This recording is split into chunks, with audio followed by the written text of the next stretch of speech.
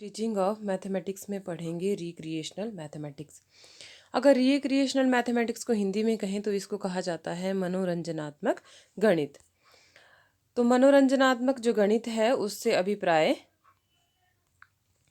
मनोरंजनात्मक गणित से अभिप्राय ऐसी क्रियाओं से है जिसमें बच्चों के बीच में करवाई जाती हैं और उसमें मेनली जो बच्चे हैं उसमें पार्टिसिपेट करते हैं।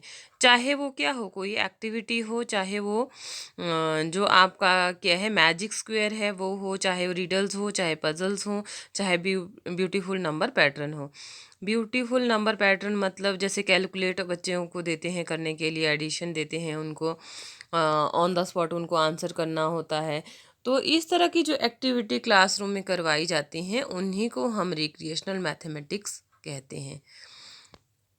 अगर हम गणित में कहें कि मेनली क्या है कि जो बच्चे हैं उसमें जब पार्टिसिपेट करते हैं तो उसमें जो क्रियाएं होती हैं एक टीचर करवाता है और नेक्स्ट एक्टिविटी जब स्टूडेंट्स को करने को कहा जाता है तो वो भी क्या है उसमें अपना कुछ ऐड करते हैं। जो उनकी क्रिएटिविटी है स्टूडेंट्स की वो क्या होती है वहाँ पे डिवेलप होती है। तो गणित में अगर पहेलियाँ जैसे पहेली दी जाती है बच्चों को तो उसके बाद क्या करते हैं वो अपनी पहेलियाँ उसमें बनाते हैं। स्टूडेंट्स भी खुद उसमें फॉर्म कर सकता है। अगर क्विज़ हम पूछते हैं तो बच्चा क्या है क्विज़ में अगर उसको कहा जाता है तो वो भी क्या है अपनी कुछ क्रिएटिविटी उसमें डाल के उस चीज़ को वहाँ पे करता है। तो रिक्रिएशनल मैथमेटिक्स मतलब ऐसा मैथमेटिक्स जिसमें स्टूडेंट्स क्या करते हैं, क्रिएशन करते हैं, कुछ ना कुछ क्रिएट करके गणित को क्या करते हैं मनोरंजनात्मक बनाते हैं कि मतलब खेल खेल में ही गणित को सॉल्व करना, गणित के सम्स को सॉल्व करना, उसमें क्या है वो सीखते हैं। अब बात आती है कि इम्पोर्टेंस क्या है गणित जो आपकी मनोरंजनात्मक एक्टिविटीज़ हैं उन उसकी जो महत्व है वो क्या है। तो number one, develop interest of the students. जैसे आपको पता है कि कोई भी मनोरंजन से रिलेटेड कोई एक्टिविटी होगी तो उसमें स्टूडेंट्स का जो इंटरेस्ट है वो क्या होगा वहाँ पे डिवेलप होगा। जैसा कि सभी लोग जानते हैं कि मैथमेटिक्स को एक डिफ़िकल्ट सब्जेक्ट माना जाता है। तो जब स्टूडेंट्स उसमें पार्टिसिपेट करते हैं तो स्टूडेंट्स का इंटरेस्ट क्या है वहाँ पे बढ़ता है। अब जैसे हेल्दी क्लासरूम एटमॉस्फेयर की बात करें तो जो क्लासरूम का एटमॉस्फेयर हेल्दी होगा क्योंकि जो पुअर स्टूडेंट्स भी हैं वो भी क्या कर सकते हैं एक्टिविटी में पार्टिसिपेट कर सकते हैं। स्टूडेंट्स उसमें क्या देते हैं अपना फुल एप्रिसिएशन देते हैं कि जो उनको भी करवाया, जो एक्टिविटी करवाई जाती है वो क्या है उसमें पार्टिसिपेट करके।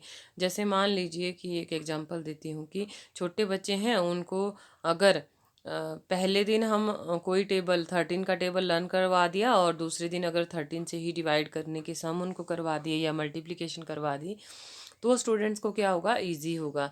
अम, जो पुअर स्टूडेंट्स हैं वो टेबल साथ में लिख के उसकी क्या कर सकते हैं वहाँ पे डिवीजन सीख सकते हैं और वहाँ पे कर सकते हैं। तो सबका क्या रहता है उसमें एप्रिसिएशन रहता है स्टूडेंट्स का। अगर एक्टिविटी करवाएंगे कि सर्कल में उनको खड़ा कर दिया या उनको कुछ बोलने के लिए मिडल में एक बच्चा पार्टिसिपेट करता है तो प्रेजेंटेशन जब देता है तो हेजिटेशन उनकी क्या हो जाती है वहाँ पे बिल्कुल ख़त्म हो जाती है कि नहीं मुझे डांटा नहीं जा रहा है, मुझे ये नहीं कहा जा रहा है। तो वो क्या करता है स्टूडेंट वहाँ पे क्विकली क्या करता है रिस्पॉन्स करता है वहाँ पे।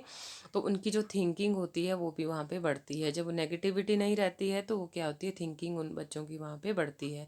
तो उसके साथ साथ ही जो स्टूडेंट्स हैं इकट्ठे जब काम करते हैं तो प्रमोट वहाँ पे क्या होती है कॉपरेशन, वहाँ पे प्रमोशन मिलता है कॉपरेशन को। क्योंकि स्टूडेंट्स का अगर 6th to 10th क्लास में कहें तो बच्चे क्या करते हैं ग्रुपिज़म वहाँ पे बहुत ज़्यादा चलता है। वो एक साथ बैठना या काम करना ज़्यादा उसमें कंफर्टेबल रहते हैं। लेकिन जब एक्टिविटीज़ करवाई जाती हैं तो स्टूडेंट्स क्या करते हैं वहाँ पे इकट्ठे काम करके कॉपरेट करते हैं और कॉपरेशन वहाँ पे सीखते हैं। और उनके जो डिफरेंसेस होते हैं वो भी क्या होते हैं स्टूडेंट्स के वहाँ पे ख़त्म होते हैं जब वो साथ में मिलके क्या करते हैं वहाँ पे काम करते हैं।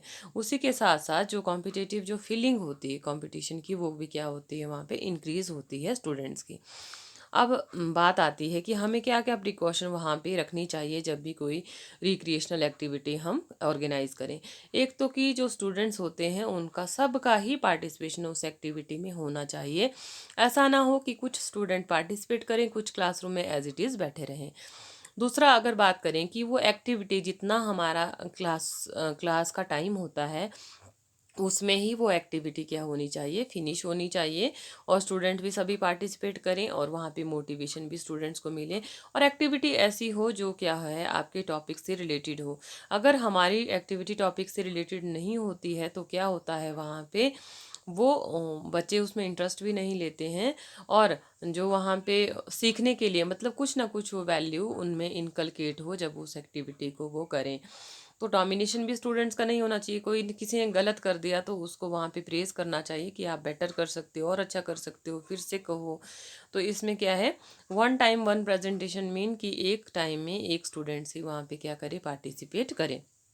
अब बात आती है कि जो कैलकुलेशन होती हैं, रैपिडली जब कैलकुलेशन होती हैं वहाँ पे, तो उसमें क्या है, डिफरेंट टाइप्स की कैलकुलेशन। जैसे मान लीजिए मल्टीप्लाई करवा रहे हैं तो स्टूडेंट क्या कर रहा है वहाँ पे, उसको टाइम दिया जा रहा है कि 1 सेकंड में आपने मल्टीप्लाई करके वहाँ पे करना है।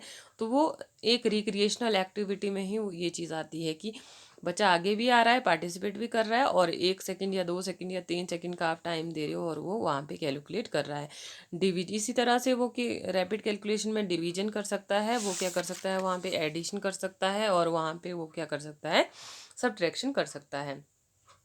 अब ये तो जैसे छोटी क्लासेस हैं, तो इसमें अगर थोड़ा सा बड़ी क्लासेस को लेके चलें तो क्या है, जैसे फॉर्मूलाज होते हैं हमारे, ठीक है।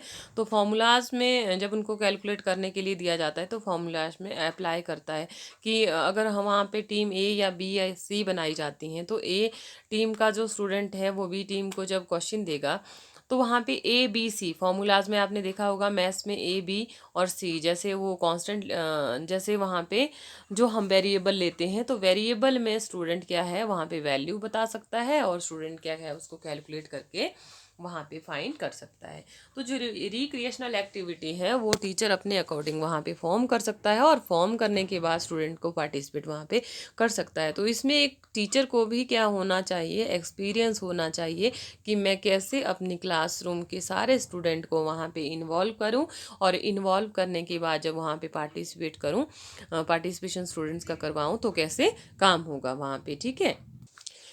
जो हमारा नेक्स्ट लेक्चर रहेगा उसमें हम डिस्कस करेंगे डिफरेंट टाइप्स की एक्टिविटीज़, मतलब रिगार्डिंग जो हमारा है टॉपिक रिक्रिएशनल एक्टिविटीज़।